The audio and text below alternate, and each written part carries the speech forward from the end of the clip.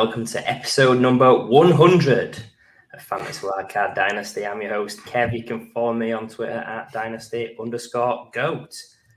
With me tonight, we've got the band back together. First of all, I'll come to my amazing co-host, Ali, who you can follow on Twitter at FF Dynasty Grill. Good evening, Ali. Welcome back.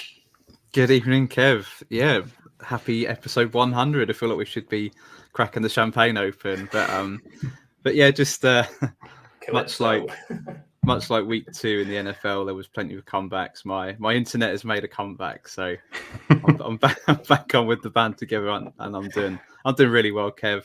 All our 3 teams are 2-0, so I mean, what could be better, hey? It's unbelievable. Last week was the first time it's ever happened, and then to go back to back was truly unbelievable, truly amazing. And we'll come on to our second amazing co-host. His team's also 2-0 like ours. What a start to the season. Our co-host, Matt, you can follow on Twitter at MattFFDynasty. Good evening, Matt. How are you? Evening, Kev. Yeah, doing great. Like you said, the fact that the Giants 2-0. I mean, you kind of expected it from your Eagles and Ali's Bucks, but my little old Giants going 2-0. I mean, how can I not feel good? My fantasy teams aren't doing great. I'm struggling in DFS, but it doesn't matter. My Giants are doing me proud. 2 games in, but I'm happy. Indeed, and it's a milestone episode for us, as you heard at the start, episode 100. We've been doing this show for a couple of years now, so just what are your guys' thoughts on getting to 100 episodes? What stands out to you? Is anyone you'd like to sort of give a shout out to, or anything that really stands out to you guys? Yeah, so you mentioned milestones. You put in the group chat earlier this week that we've hit 10k downloads on all platforms, so that's incredible. So just want to thank everybody that's listened to the Fantasy Wildcard from day one, where you and Matt put the show together. Just want to thank everybody that has reached out to us, that has ever commented on anything that we've done, or interacted with us, or shared anything that we've done. So just a massive thank you. We wouldn't be here if nobody was listening to our show. So just a massive thanks to everybody that's listening. Yeah, definitely. And like you said, Kev, when you said we were on to as a 100th show, you said to mention maybe a show that stands out and one that we're proud of. And I think something that I'm really proud of, and I'm sure you two agree, is only a recent show, just a few shows ago, when we had Hannah, Mags, and Paul on. The fact that we got the Rewind crew together, the fact that they want to come and join us with the Fantasy Wildcard and what we've done over these 100 shows, that was like a really proud moment for me, knowing that we could get other people in that wanted to be a part of what we're doing. So yeah, that was amazing. But I could have mentioned loads of other shows. We've had some amazing guests over, what was it now, just over 2 years, Kev, since we kicked things off week 1 in 2020, I think you mentioned. So just over 2 years. I believe we've had over 30 plus guests in those 100 shows. So just a massive thank you to anyone that's come on, anyone that's supported us, helped us reach out to their audience, and hopefully they've got a little bit back from us as well, and building those connections with those guests as well. I know there's a number of guests that we'd class as good friends now, that the UK guys, the guys that we've met, we class them as close friends. So yeah, it's just been an amazing 100 shows, and yeah, really thankful for the guests that we've had on. Yeah, you've both smashed it there with the audience and the guests we've had on. It's been truly amazing. I think one thing that stood out for me is other content producers. That sort of helps drive us on as well to think of new ideas. And anyone that knows me knows I listen to about 20 podcasts a week. So I just think having a lot of content is good to help everyone improve, and it keeps us fresh, keeps our ideas flowing, and trying to give the best product to the audience, I guess, the best laughs, the best jokes. If you like dad jokes, then this is definitely the one for you. I think as well, thanking us free. I mean, I can't believe you guys want to spend your Tuesday nights with me, but I think we can all be really proud of being consistent, sticking at it, and really enjoying it. I don't see it as a chore. I don't know about you guys. I see it as getting together with 2 mates and having a laugh and helping people win fantasy leagues. And we've got other things that we can be really proud of reaching 100 shows. It's spouted off into 2 charity streamathons where we've raised over £3,000 for Mind Charity. We've got 4 Fantasy Wildcard leagues, which we're running, obviously more in the future. So yeah, episode 100 is to another 100 more. It's exciting times indeed. Now, the flip side of all this positivity is we had some awful news this weekend with the Trey Lance injury, obviously it's left a lot of Dynasty teams in despair. So just come to you both in terms of what are your initial thoughts to the Trey Lance injury? What are the Dynasty implications that first come to your mind? We'll come to you first on this one, Matt. I'll take a sip of water. Yeah.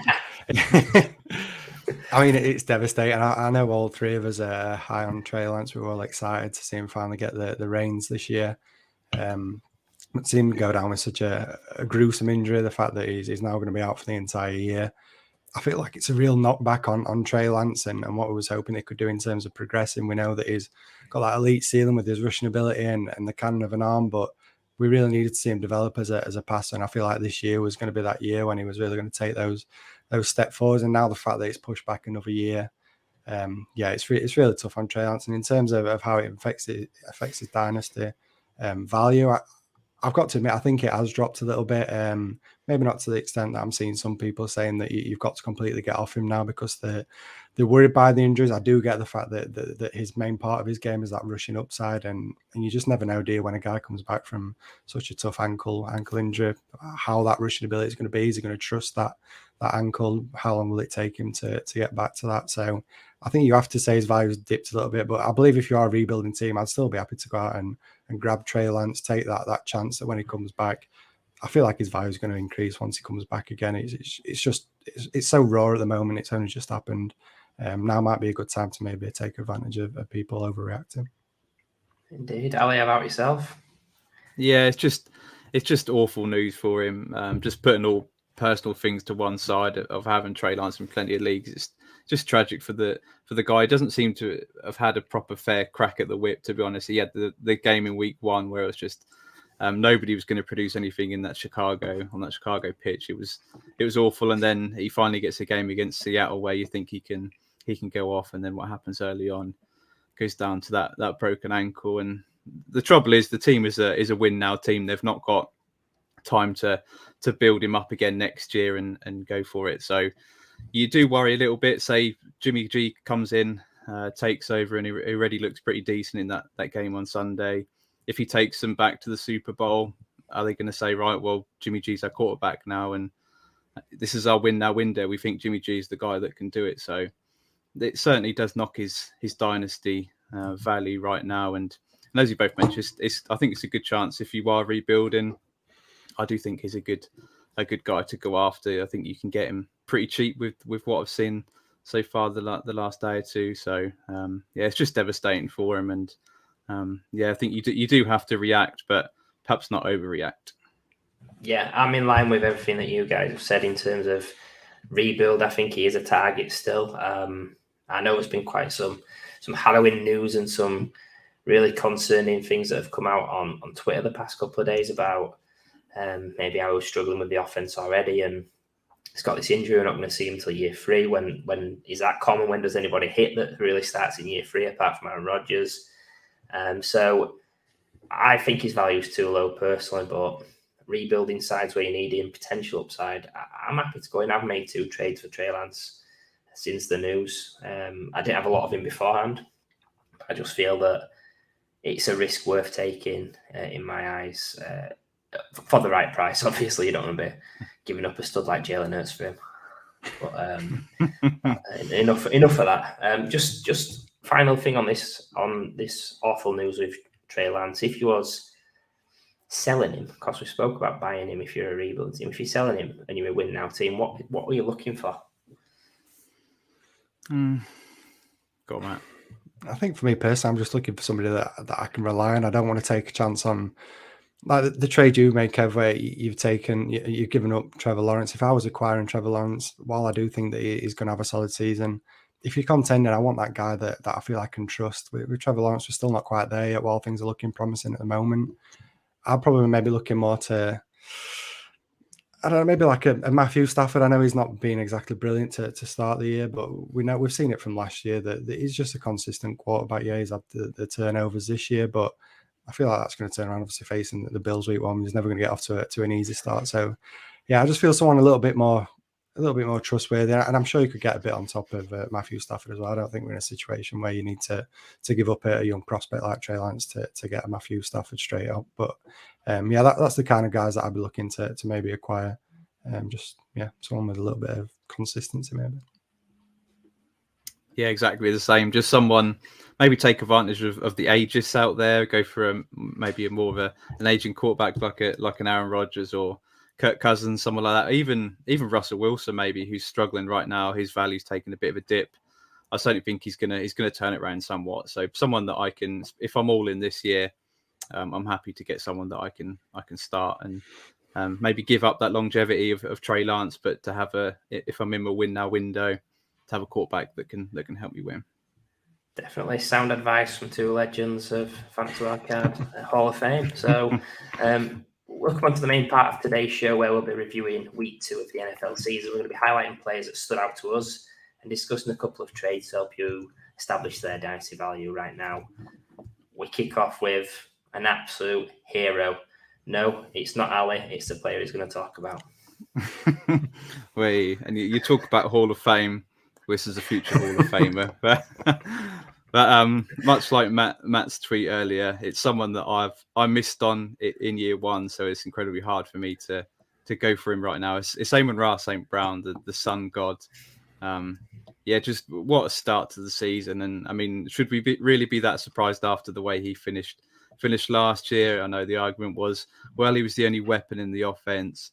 Now plenty of the starters are back. They've brought in amazing wide receiver DJ Chark, but yeah, it's still AMON-RA St. Brown who's producing, and the offense is absolutely humming right now. They're so entertaining to watch. I know I'm personally rooting for the Lions to win every game, but yeah, AMON-RA St. Brown is just started incredibly. The wide receiver 4 through the first 2 weeks is the only player now in NFL history, the 6 consecutive games with 8 or more receptions and a touchdown. It's just incredible from where he was a 4th round pick. The last 8 games is contributed 788 yards and 8 touchdowns. It's just incredible. And then to top it off, he had the 69 rushing yards this week as well. So nice. What can you say about it? I guess nice. 12 targets in both the games so far this season, 17 receptions, which is 3rd in the NFL. And then you just look to the future. Is it going to continue? Well, the Lions are going to come up against some tricky opponents coming up, but they're going to be involved in shootouts. I've got no doubt about it. Jared Goff is just unleashing. The offense they've got plenty of weapons to spread the ball about, and I think AMON-RA is benefiting because of that. I don't see there's no reason why AMON-RA St. Brown can't be a wide receiver 1 this season. If that continues, the only way I hesitate on that is if the guy that I really like, I know Matt really likes, and I think Kev, you like him as well, Jameson Williams, when he comes back, he was the 1st round pick this year. They traded a lot to go get him. I think he can eventually be the focal point of that offense, but right now I think he'll probably have a slow start to the season coming off that injury. So yeah, I'm all in at the minute with AMON-RA St. Brown. Unfortunately, not got a lot of him in Dynasty, and I think it's going to be very tricky to trade for him right now. But certainly, if you do hold him, you're incredibly happy.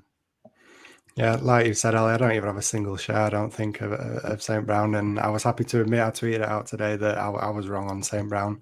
Even last year, those last 6 games when he was the wide receiver 2 over that span, averaging 25.2 fantasy points per game, I still wasn't convinced, averaging 11 targets. Like you said, Ali, I was one of those people that were saying, well, Hawkinson was out, Swift was out. He was basically the only guy left in that offense. And I just couldn't quite buy into the fact that was going to carry on leading into this year. But boy, I was definitely wrong, and it's been proven.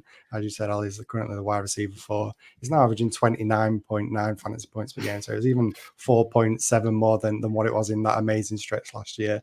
12 targets in both of those games as well this year. So yeah, I'm more than happy to admit that I was wrong on St. Brown. Even like you've mentioned with Williams coming when he comes in, I'm really high on Williams, but it's hard to imagine he's going to take a massive deal away from St. Brown. I still feel like he's that guy that Goff's clearly got some trust in. So a lot depends on what happens with Jared Goff leading into next year. Is he going to be the starting quarterback? Well, I think the way the things are currently going for the Lions, it could well be earning himself that starting role next year. So yeah, happy to admit I was wrong on St. Brown, and he's smashing it.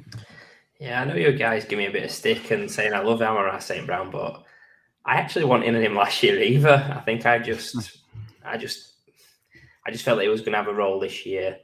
Wasn't too scared about Hawkinson or Jameson Williams. So him doing this well is a bit of a shock, but I thought he would do pretty solid, especially to begin the season without Jameson Williams. I've been dabbling in some DFS to start the season. He's been a guy I've liked both weeks, so that's been a nice hit for me. But I only had him in one league, and that league got nuked just last week, so I've not got him anywhere now. And it was definitely going to win that league. I was going to definitely finish above Evan Brown in that one. So I think one thing with AMON-RA is I don't know what the ceiling is in terms of he's not had a 100-yard game in his career yet. Volume can be up and down throughout a career, so I think he's going to be solid as hell, and he's absolutely flying at the moment. But just maybe temper expectations if you're thinking he's going to be Antonio Brown, the good version. So yeah, his trade value is going to be all over the place at the moment. So I'll throw a few trades out to you guys, and you can tell me which side you'd pick and sort of establish his dynasty value. So the first one is his name came up already: AMON-RA St. Brown or Jameson Williams.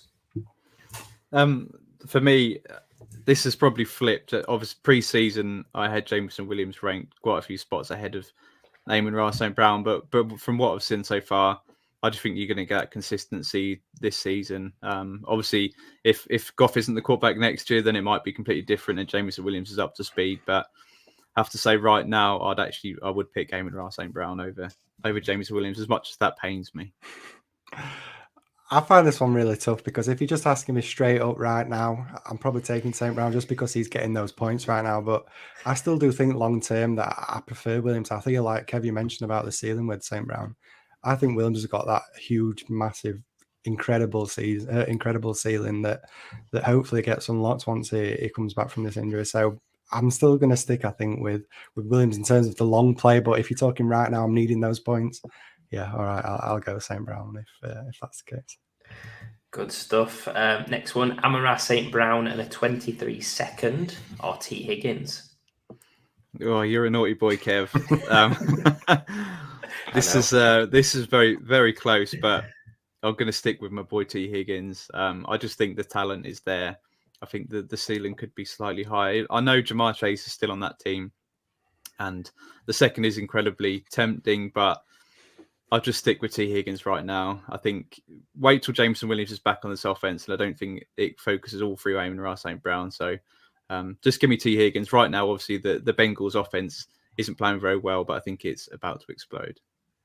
Yeah, I agree with Ali. I think I'm sticking with my guy T. Higgins on this one. I mean, it's quite obvious. Me and Ali both love T. Higgins, don't we? So probably an easy answer, but he's on that elite offense. Like Ali said, we've not quite seen it from the Bengals just yet, but he's on the better offense. We know the ceiling's there with T. Higgins, so yeah, I'm sticking with T. Higgins. I think it's a fair point, and if AMON-RA can do it with Jameson back there, and he's the one and T's the two, then maybe it's a different story. But final one, AMON-RA St. Brown or Rashad Bateman. I'm going to choose AMON-RA St. Brown. I don't want the wide receiver graveyard on that team, so get him out of here. This is a real tough one for me because in this off season I had Bateman higher than St. Brown, obviously, but yeah, I think I'm going St. Brown. Just that usage, I worry for Bateman. He's had a couple of big plays, but they're just those big plays. It's not really getting a ton of volume, and we know that's never really going to be the case with the Ravens. So yeah, I think I just favour St. Brown. Sorry, Tom. Right, we're going to move on to the next player that stood out to us in week 2, and we're going to come to you, Matt. Yeah, so we're going to go for a guy that I know you were quite high on last year, Kevin. That's Curtis Samuel. As we mentioned, really disappointing 2021 season. Just 6 receptions, 27 yards. 4 carries for 11 yards in those 5 games that he did manage to play. Obviously, dealing with those injuries throughout the year, could never really get going. But I feel like a lot of people are forgetting that Washington actually gave a pretty big contract to get Curtis Samuel onto this team, $34.5 million 3-year deal.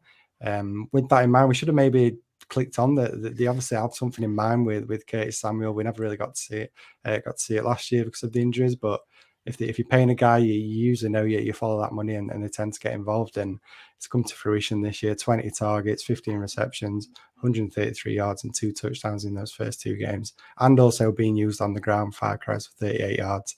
I mean, what is it about these guys with the second name Samuel that just makes them this amazing Swiss Army knife that gets used in both favors of the game? He's doing his best impression of Debo right now. So yeah, it's been really great to see Curtis Samuel used the way he is. And it's interesting looking at the snap share as well, 80.1%. You compare that to the rookie Dotson, he's actually got 93.4%. So he's really been involved early as a rookie. And then Terry McLaurin, 89.4%. So he's actually a touch behind him in terms of snap count, but clearly the wide receiver 3. But then you just look at the target share. Curtis Samuel, 20.8%. Compare that to Dotson with just 10.4, and even Terry McLaurin, 12.5. So clearly a focal point when it comes to Carson Wentz. Clearly his safety blanket, somebody he trusts in. With Samuel being used in that slot role and getting those opportunities, I know the great yard after catch that he's got. We've seen that with his time at the Panthers. Yeah, all signs pointing towards a really impressive season, hopefully, for Curtis Samuel. We've seen him look good a few years ago when he was with the Panthers. So if he can kind of regain that bit of juice that he had when he was with the Panthers, yeah, I think he could be potentially somebody to target and could be in for a great year. Yeah, you mentioned my former love of him. To me, it feels a little bit like that Grand Theft Auto meme where it's like, shit, here we go again. Right, it feels like I'm getting sucked in again on Curtis Samuel. I don't have to buy him in too many places because I've got him in quite a few already, which he's just been festering on my bench. So it's nice that he's become usable in the flex again. Yeah, I thought last season he could outscore Terry McLaurin. Obviously, that was hilariously wrong, but I guess it's shown that I wasn't too far wrong. Really, he's nearly doubled his production this season over Terry McLaurin. I think the fact that he can be used out of the backfield as a rusher, as a receiver, is great for game scripts. He's built up a rapport with Carson Wentz in the short game. So yeah, he's an interesting guy. I don't have to buy him because I've got a lot of him, but someone to consider. And I've had other people asking me about Curtis Samuel. Is he for real? Is he legit? And I'm like, maybe. Decisive as ever, Kev. Don't be giving up picks for him. That's why they come to Kev for the advice. Decisive as ever. I said, buy him for a 24-second. That'll be a good price. Okay. Like it, and you two are smart boys. I mean, you're just a year early with Matt. You were a year early on Joe Mixon's blow up, and Kev a year early on the Curtis Samuel blow up. But yeah, I mean, it just still feels like people aren't really talking much about Curtis Samuel in the community. You don't see much of him on Twitter. A lot of it is about the rookie Jahan Dotson. With the carries as well, Samuel's out targeting him 2-1, 20 targets to Dotson's 10 so far, and still people are talking about Dotson. And then the quarterback as well. You look at Carson Wentz. I think he might realize that this is his last opportunity at a starting gig, and he's thought, well, I'm just going to go out throwing. So whether I throw interceptions or touchdowns, I'm just gonna unleash it. And yeah, Curtis Samuel, he's been there before. He was wide receiver 25 back in 2020. I think if he can stay healthy, which is a pretty big if considering what he's had in his career, I think he can make it into the top 24. Yeah, it's going to be, again, a bit like the Lions offense. The Washington offense it surprised me, to be honest, and it's really quite exciting to watch. So yeah, there's my 3 trade scenarios for you or start of you, Matt, would be Curtis Samuel or a 2023 second. I mean, Kev nearly gave it away when he said 24 second. I hope he might have said that, and then we could have definitely known what Kev were going to go for. But yeah, even a 23 second. Do you know what? I'm going to go with Curtis Samuel, and that might be maybe a little bit spicy because everyone's super excited by these 23 picks. And do you know what the really interesting thing with what I just quickly say on Curtis Samuel is? A lot of people are putting him on the trade block because they don't believe in this that we've seen from these first 2 weeks. He is one of those guys that people feel that they're selling high on. If you're a believer in Samuel, you can get him for a second. I think it's worth doing, and I think that the upside is definitely there with somebody like Curtis Samuel. So yeah, I'm going to go with Curtis Samuel over that second. Yeah, give me the second. I just think such an amazing class. You might get someone falling out of the first round that's immense. And if you get lucky and it's an early second, which if you're trading with me, it probably is an early second, then might not even make sense. But yeah, I'm taking the pick. Right, this is mainly aimed at Kev, but Curtis Samuel in a second or Juju Smith-Schuster? Is that a 23-second? Yeah. Again, I think I'm going to go with Curtis Samuel on that second. Juju, we know he's great. Kev, I know you're super on Juju, so it's going to be a little bit tougher for you than maybe me, but I still have concerns with Juju. Yet to really light up with the Chiefs, and just on that 1-year contract, I still do have slight doubts about Juju, whereas Curtis Samuel looking really good. And like you both just said, we're loving this 23 class, so get a second on that. If you just knock me for not taking the second, I'll take that second then with Curtis Samuel. I'm going to sound like a Samuel hater here, like. Sticking with Juju, man, I think he's got top 15 ceiling still. So, week 1 was encouraging, week 2 not so encouraging. So, but I'm going to stick with him a little bit longer. Ask me in a couple of weeks, it might be a different answer. Love it. And the final one is Curtis Samuel or another Chiefs wide receiver, Sky Moore. This one I like a little bit more, and I'm going to take Sky Moore, I think, over Curtis Samuel. I feel like Sky Moore's probably my favourite target right now in Dynasty. If people are worried the fact that he's yet to really do much in those first 2 games, I think the ceiling is, as we'll say, sky high with Sky Moore. So, yeah, give me Sky Moore, I think, over Curtis Samuel. It's really tough. Sky Moore, I think the overreaction's a little bit too far just yet. I think 2 weeks in, it's a bit harsh on him, especially competing with Juju. So, yeah, that's my thoughts on that. And you're going to get my thoughts on another guy as well very soon. My pick, some guy that stood out to me this week. It was tough to do it, but I did it. Tua Tagovailoa, QB 2 on the week, QB 5 on the season. To be fair, I could have picked the guy who was playing against Lamar Jackson as well, but it just felt, when are we ever going to see 6 touchdowns from Tua again? Ever. 469 yards. 38.86 fantasy points per game. That is literally a career performance from him, and we've not seen anything close to that. Strange game, obviously. They got way down and then came back.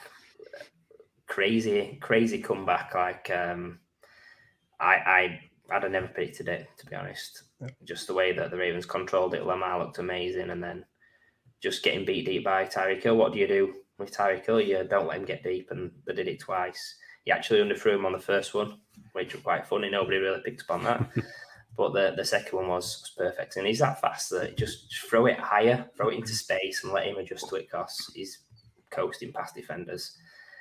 He's moved up to QB 13 at Keep Trade Cut, which I guess it's fair with the injuries and the indifferent start to the season, but he's someone that I think, from a fantasy point of view, the rushing upside, I don't see it still. I can't see him ever being a top 8 QB. He might be a low-end QB1, but it just depends what you're playing for, really, with Tua. I think real life he's doing amazing. The 2-0. Damn, I should have said 2-0. The 2-0, he's a great real-life QB. We know he's super accurate. We know that team's going really well. They're going to be in the playoffs unless something catastrophic happens. Just the way they look, the way they've started, they've beat a Ravens team that won their first game. And then they beat the Patriots who won their game as well. So it's good form that they've beat 2 teams that won their other games. So, yeah, I like him better in real life than fantasy. But I just thought it was really interesting that people are going wild and he's getting pushed up really high in some people's minds. Yeah, I think you've summed it up pretty much perfectly there, Kev. I think for me, he's someone that will always be better in real life than he will as fantasy. You see a lot of the stats, the real life stats, at how accurate the guy is, and that doesn't contribute to fantasy points in real life. So, unfortunately, the 2 places that I have Tua in Dynasty, I sat in both this week, so I didn't get the points from him. But yeah, Tua, the quarterback 13 is getting up quite high, I would say, because he's not someone that I'd ever want to have as my quarterback 1 on my team. He feels like the perfect quarterback 2 right now, especially with them 2 weapons. I can sort of see his value creeping up. If he was to sign long term in Miami and they've got all them weapons, then you can say, yeah, he's someone that is safe. That's always going to finish on that quarterback 1 fringe. But yeah, it just still feels at the minute, even with that 6 touchdown performance, as you mentioned, Kev, I wouldn't be surprised if we don't possibly ever see that again from Tua in his career. I just think that the Ravens, with them able to put up loads of points, contributed with the fact that their secondary is extremely banged up. I think he was just launching it to Tyreek Hill and Jalen Waddle, and they were just coming down a bit. So yeah, I don't really see the ceiling with Tua, but he's incredibly safe quarterback too.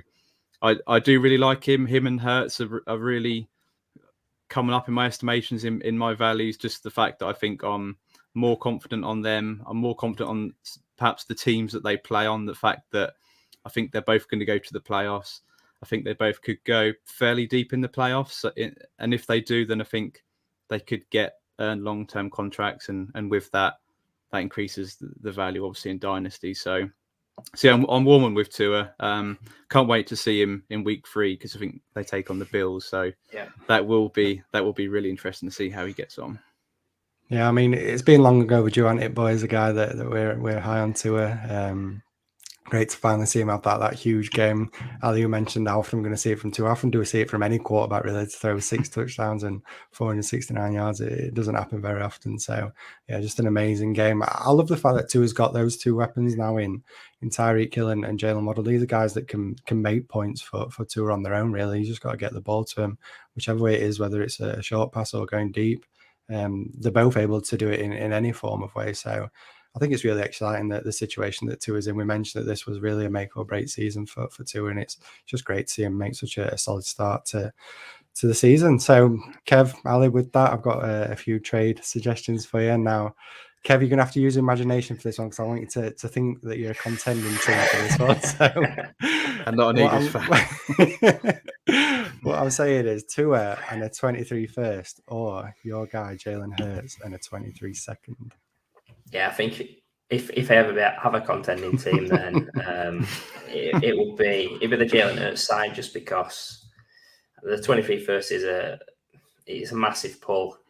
So me turning down 23 first, you're probably only going to earn it once, but just think you're trying to win fantasy leagues, and I think Hurts' ceiling's a lot higher than Tua's on a consistent basis. He looked like an erect Shrek last night against the Vikings.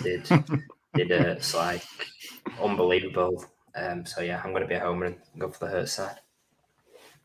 Yeah, me too. Definitely taking the Hurts side. I'll probably not even need the second on top of that. I'll just take Hurts straight up. I'm just growing that much in confidence in Hurts. And yeah, yeah, definitely. Nice. Right. So the next one, Tua or Trevor Lawrence? Yeah, I'm going to go for Trevor on this one. I think we haven't seen the full potential of him. He's not beat a lot so far this season, so people need to just calm down. He did all right against Washington. He did all right against the Colts. But yeah, I'm taking Trevor's ceiling that he could be a top 8 QB in long term. Yeah, it's extremely close. I'd say situational. If you were a contender, you'd want to, or if you're rebuilding, I think you'd take Trevor Lawrence. I think it's really. I'm going to go Tua. I do think with the weapons, yeah, I think I'm going to take Tua just now. Love it. And my final one, Kev, you don't need your imagination too much for this one. Tua or Trey Lance if you're a rebuilding team? Trey Lance. Yeah, I'd still take Trey Lance's upside. Short and sweet. Love it. Indeed. So we're now going to move on to someone that's not short and sweet, which is Ali's next pick. Yeah, so I'm going to choose my rookie wide receiver 1 coming into the season, Drake London, the first rookie wide receiver taken off the board in the draft. Someone that's just really impressed me and surprised me, really. I didn't think he would be producing out the gate. I thought it'd be all Kyle Pitts, but it's completely changed, and it's all Drake London for the Falcons, who again they look quite good going forward offensively, and just the fact that the 2 matchups that he's come against I don't know whether they were on him the whole time, but if you think the New Orleans defense has held Tampa Bay to such little points, Marshawn Lattimore, who's a really good corner, and then Jalen Ramsey, he's done this against the Saints and the Rams. He's produced some pretty big performances. Again, another stat. This is the most PPR points through 2 weeks of all wide receivers that were taken in the top 10. AJ Green is first, 39.5 points. Garrett Wilson, 39.2 points, Oi, and oi. then Drake London at 35 points. It's just incredible that those two rookies are showing up this early in the season. I thought Drake London would take time to get going. I know a lot of people thought Drake London was a decent receiver, but not in the elite category. Just looking at the target share, 33% target share, which sits third overall in the NFL and only behind Cooper Kupp and Amon-Ra St. Brown. So the Falcons are trusting him in these big matchups against these big corners. And at the same time, Kyle Pitts, the guy that everybody drafted and then redraft in round one and in Dynasty, he's taken so early. He's just gone missing, which is unbelievable. Just look at the targets in the last matchup against the Rams this weekend. Drake London had 12, and then Kyle Pitts only had 3 targets in a game that they were behind in. It's all right. The defense is maybe focusing on Kyle Pitts, so it probably leaves Drake London a bit more space. But yeah, with then looking forward, I think Drake London on obviously the Falcons team that I think absolutely sucks could be in potential with the top sort of 2 or 3 pick in the NFL draft next year. I think they're going to be playing from behind a lot of the time. So Marcus Mariota or whoever is in there at quarterback, I think is going to have to throw a lot. So I think there's going to be plenty of opportunities for Drake London to have some garbage time touchdowns. So yeah, I think Drake London is almost a wide receiver 1 for me in Dynasty. I think he was just outside before the season, and the way he started the season, I think he's right on that fringe. Yeah, you mentioned at the start that you had him as your rookie wide receiver 1. I had him wide receiver 3, and before the NFL draft, I even had him down as wide receiver 5. So not a guy that I was incredibly high on, like yourself, Ali. I just didn't expect this, to be honest. I didn't expect what we've got from Drake London. We always knew that when he landed with the Falcons, there was always going to be potential targets there with only real Kyle Pitts as a target hog. So that was 1 plus and why I bumped him up my rankings. But the question was that the quality of those targets. Didn't really think that Marcus Mariota was going to be able to support him and Kyle Pitts. And to be honest, I thought Kyle Pitts was going to be the guy that was going to shine, given what we've seen from him as a rookie last year. So yeah, I just didn't expect this at all. And now looking how he's being used, because I thought that the quality of those targets would be so poor, and I thought this entire offense would be so poor, that I thought that the ball was going to have to come out of Mariota's hands quick. I thought it was just going to be short targets to Drake London, but he's actually averaging 91 air yards per game, which is incredible for a rookie wide receiver. Average depth of target 10.1. So he's actually getting those deeper looks than what I really thought he would do. And with that, it's now brought this incredible ceiling as well. He's not just getting the targets, it's actually putting up solid numbers in terms of receiving yards as well. So yeah, didn't see this the way that it was going to play out. Just proves that in fantasy football, you can't predict the future. You don't know for certain what's going to happen in the future. And yeah, this is a situation I didn't see happening so early. So yeah, I feel like I could be putting out another tweet in a few weeks, maybe in a couple of months' time, saying that I was wrong on Drake London as well. I should have had him higher in my rankings.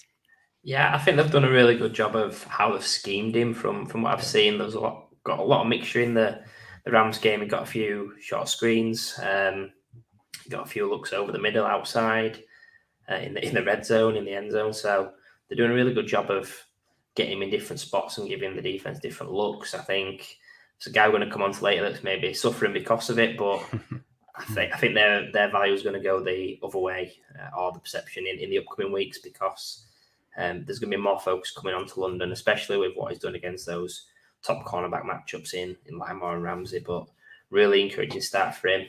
Maybe not what we expected, but he's done great. He's done it with a QB in Mariota, who is not the best passing QB either. So a lot of respect for what he's done so far. Obviously, his value's gone up. So I'm going to throw out a few trades to you guys about maybe a couple of players whose values on the other way, going down. So first off, Drake London or DK Metcalf? What do we got? I'm going to go DK Metcalf. I think his situation right now couldn't get any worse than it is right now. And I think he has the potential to be an elite wide receiver with an elite quarterback. So if the quarterback situation improved for the Seahawks, I think then DK Metcalf, his value is going to shoot up. So I'm going to pick Metcalf. Yeah, I think I agree. I'm going DK Metcalf. I mean, if you're saying right now, this very second, if we're talking maybe redraft, you're probably going to pivot more towards London. But I think long term, you guys know that I'm quite high on DK Metcalf. So once that situation improves, DK Metcalf's gonna blow London out of the water. So yeah, I'm going DK Metcalf. Good stuff. London or DJ Moore? This is such a tough one. I hate this question. I think I'm going to go Drake London. I think the way that he started the season, DJ Moore doesn't look like Baker Mayfield's going to be the answer at quarterback for the Panthers. I'm going to stick with London. Whether it ever happens for DJ Moore, I'm not too sure. So I'll just go with my boy Drake. It's tough because, again, I absolutely love DJ Moore. I feel like we're yet to see that season. We keep crying out for it. And like you said, Ali, we've not really seen it in those first 2 games this year. So I'm going to begrudgingly go for Drake London, I think. Yeah. Ooh, cheeky. Last one I'm going to play on some heartstrings. Drake London or Big Mike Williams? Oh, man. This is even worse. I think just on the basis that I think Drake London, I'm going to have to rank him as a fringe wide receiver 1 in Dynasty. I've not quite got Mike Williams there. Though I think redraft wise, I think I'd still pick Mike Williams with the Chargers offense this year. In Dynasty, I think I'll just go for Drake London.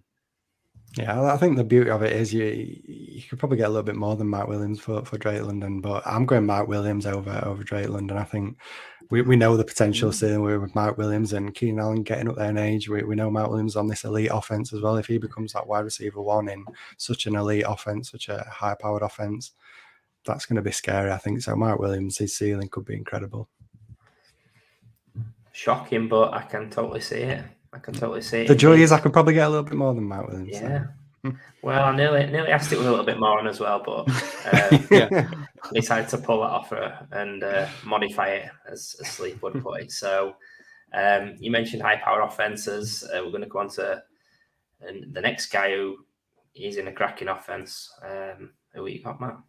Yeah, we kind of already spoke about this offense with the guy that we spoke about a little bit earlier, but this guy really caught my eye because pre-game there was so many doubts going around. Is he going to be on a snap count? We're not going to get to see the full effect of DeAndre Swift, but I mean, we don't need to see the full snap share, to be honest. This guy only needs 7 touches and he produces RB6 numbers. I mean, 5 carries for 56 yards, 5 targets, 2 receptions, 31 yards and a touchdown. So yeah, 7 touches, 87 yards and a touchdown, finishes as the RB6. Just incredible, to be honest. I know a lot of people are reaching out to me saying, "Are you concerned with DeAndre Swift? Would you start him? Would you sit him?" I mean, if you've got a guy like DeAndre Swift, you've got to start him. We know that the potential there. It's tough when you hear those words, snap count. We've been burnt by it plenty of times before, but yeah, DeAndre Swift just doing DeAndre Swift things. And we should have known it, really, just looking back to week 1 as well. 15 carries for 144 yards and a touchdown, and then 3 receptions for 31 yards. He's currently sitting as the RB3, averaging 21.6 fantasy points per game. I mean, yeah, just get excited by DeAndre Swift. Like we mentioned, this offense looks to be on the up, starting to make some improvements. The defensive side of the ball maybe not quite there yet, but they've played 2 games now and they've both been pretty close.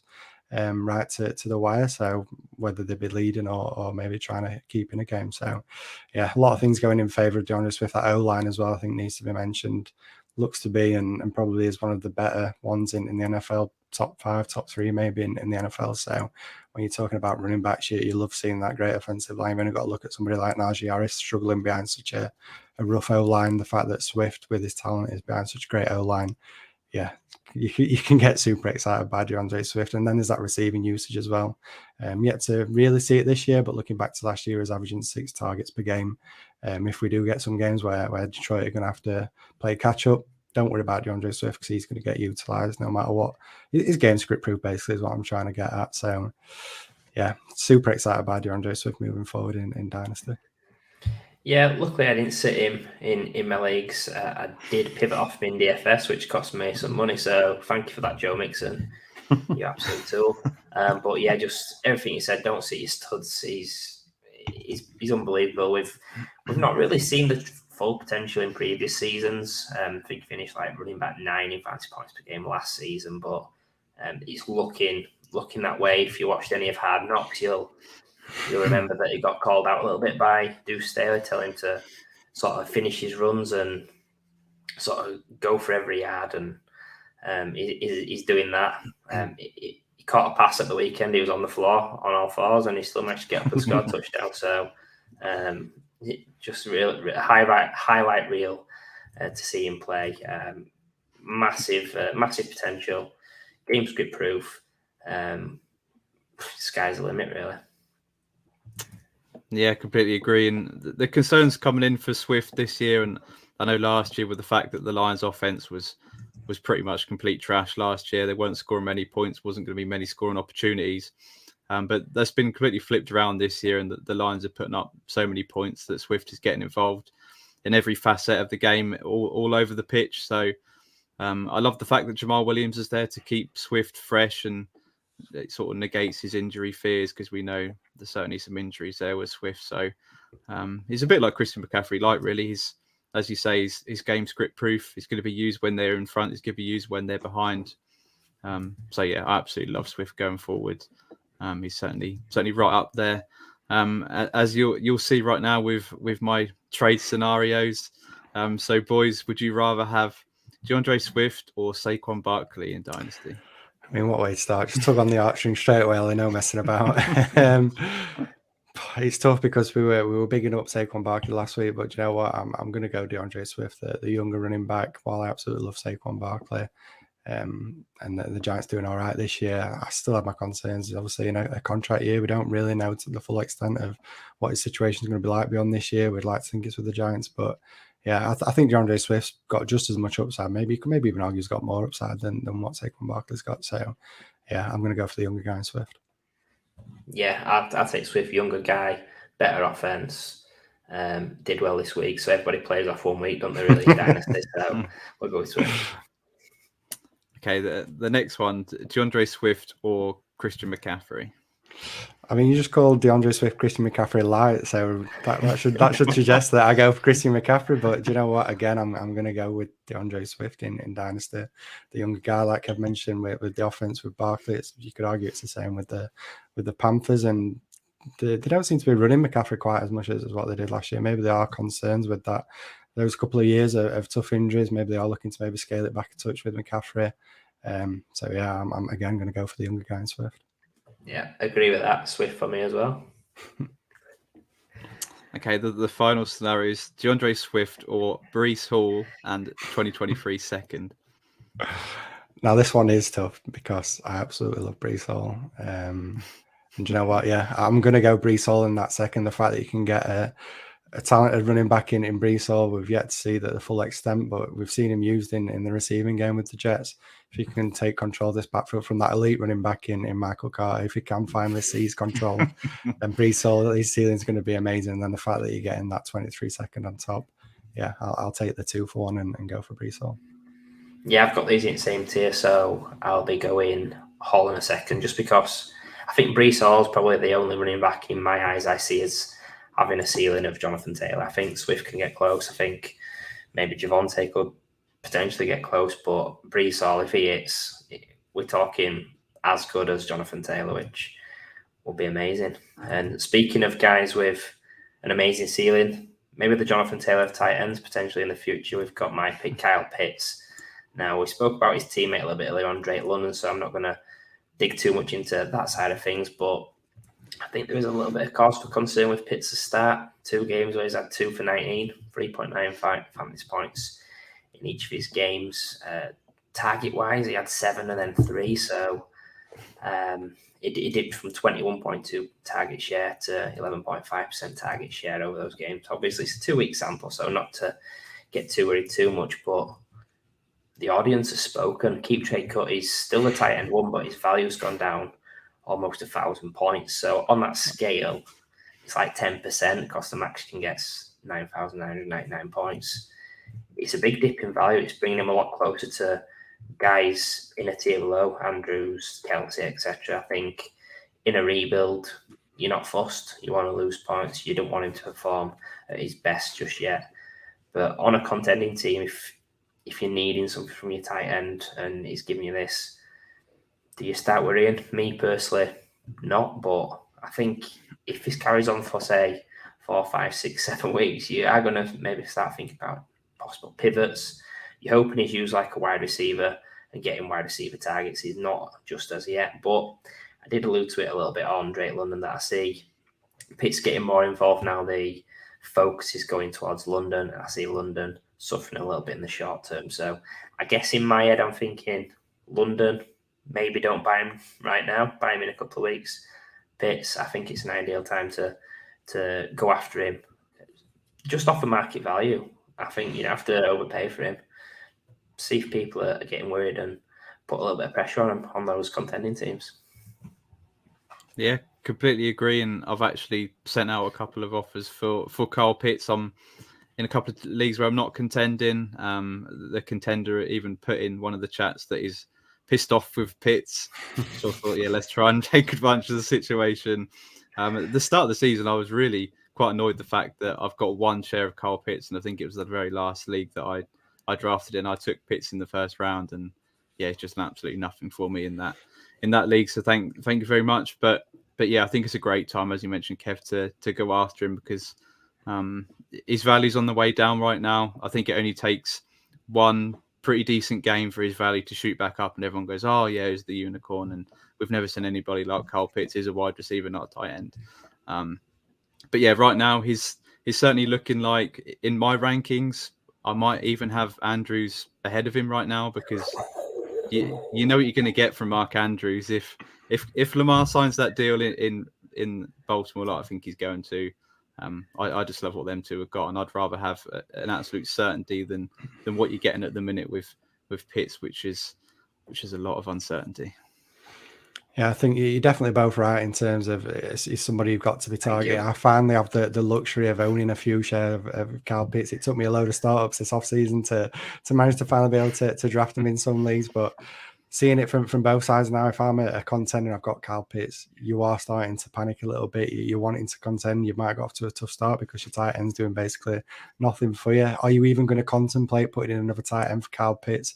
I mean, you'll feel like an absolute idiot, won't you, if you put in somebody like Tyler Conklin, who's had a few targets and getting you a few points, and then Kyle Pitts goes off like the wide receiver that we all know he is in a disguise as a tight end. So you're just in that awful situation if you're contending where you don't want to sit him, but you're not getting rewarded for it. So yeah, definitely now is a key time to go out and trade for Kyle Pitts. And I know I've been looking to do it in leagues that I'm rebuilding in. So yeah, with that, Ali's kind of given me his answer to this one already, but the trade offers that I'm coming at you with, we're starting off with Kyle Pitts or Mark Andrews, straight up. I think a contender, it's very close, but I'm going to just stick with Pitts and hope he gets it together soon. Yeah, although I think I would have Andrews ranked ahead of Pitts. I think you can get something on top of Andrews to go to trade away Pitts. So I'd maybe even take Pitts' side, which sounds weird if I've got him ranked below, but yeah, I prefer. It's weird. I prefer. Always after that value, aren't you, Ali? Always got an eye on the value, right? So you've said you maybe want a little bit more. So what about if I say Kyle Pitts or TJ Hockenson, but I'm going to give you a 23 first on top? Yeah, I'm going to take Pitts still because I'm lower on Hockenson than the market. I think because AMON-RA and Swift are doing so well, he's suffering, and then when James comes back, he's going to suffer even more in my eyes. So. Yeah, Pitts for me, baby. Yeah, Pitts as well for me. I do like Hockenson, but Matt, you're always a contender, so that first is going to be late. So I love Pitts. Not in these leagues where I've got Kyle Pitts, mate. Trust me, I'm struggling. But right, my final trade offer then, and I feel like this is a bit of a unique one. So we're going to say you're rebuilding. You've got Kyle Pitts. Would you give him up for a 23 first, a 24 first, and Trey McBride? No, I'd still take Pitts. I think it's a good deal to be doing if you're rebuilding and you want to blow it up and you've not got a lot of assets to move off Pitts. Get a 23 first, get McBride, but instead of 24 first, I maybe want another player just to make it less risky and less of a dart throw. But yeah, leaning Pitts on that one. Yeah, I like what you said there about the 24 first, but I'd go the McBride side. I think I am quite high on McBride. I think if you're rebuilding, looking for next year and the year on, I think McBride's going to be a top 7 or 8 tight end, a bit like a Pat Fry move, someone like that. So to get 2 firsts on top of that, yeah, I think I'll do it. Love it. Good stuff. Smashed it. Right, so we're going to come on to the Wildcard waiver pickups. So these are Dynasty waiver guys we're looking to target this week. Kick off with you, Ali. Who you got? Don't be a homer. I'm afraid I'm going to be in Rashad Perryman. I said it even before the Mike Evans suspension for Sunday's game, but I think it's still a bit chalky, the fact that he looks like he's going to be the only wide receiver out there for the Buccaneers coming up against the Packers. This year he had the most snaps out of any wide receiver for the Bucs in 50, which was 75%. He caught that long touchdown pass, our only touchdown offensively of the game, and then I loved that he flexed on the Saints in the end zone. And then he also nearly had another long pass that Brady threw a beautiful pass to. It was a really great breakup by the DB, which would have really inflated his stats. And as I mentioned, Evans suspended. You got Godwin, looks like he's going to miss the game. Julio could miss the game as well. And then Russell Gage just banged up and didn't really contribute much this week. So yeah, Perry's the man against Green Bay next week. I think if you're contending, I think he's someone that you can flex, and he will produce next week. Love it. Ali being a homer to his Buccaneers, so I'm going to be a homer to my favourite position in fantasy football, a tight end. I'm going with another tight end, Juwan Johnson, the tight end for the Saints. This is a guy that I was really high on last off-season as a potential sleeper due to his athletic profile. He's listed at 6'4", 230 pounds. He ran a 4.58 40-yard dash, which was 92nd percentile. His 78th percentile in speed score, 80th percentile agility score. So really athletic guy. As I say, was looking forward to last season, and he started really hot, 2 touchdowns in that first week, but then beyond that, couldn't seem to carve out a role, just 27% snap share throughout the season. But yeah, now looking ahead to this year, maybe I was a year too early on another guy, because looking really interesting this year, 76% snap share, so getting those opportunities now, 12 targets, which is a 14.8 target share, 6 receptions, 83 yards. And the really interesting thing that stood out to me is that the air yards per game, 60.5, which is really impressive for a tight end. He's behind just 4 other guys in Mark Andrews, Travis Kelce, Darren Waller, and Logan Thomas, as these tight ends that are getting these air yards. And we know the potential there with air yards that leads to upside with these tight ends. So, yeah, really intrigued by Juwan Johnson and picking him up off waivers. I think Logan Thomas was in one of my lineups that beat you this week, Matt, actually. Probably. I'll blank it out, Kev. So, yeah, just you give me a bit of shade early, so you can't bit back. But we'll finish on a Giants guy just to cheer you up. Richie James. Richie James. And before the show, I was saying that I'd drop Kenny Galladay for Richie James. He's done really well to start the season. Back-to-back 5-catch double-digit fantasy points games. He's a long-time sleeper of the well-known Evan Silver, who bigged him up as an early rookie. In his 4 years in San Francisco, though, he had 38 catches, which is nothing to scream about. I think with the Giants, the only wide receivers I see as fantasy viable are him and Sterling Shepard.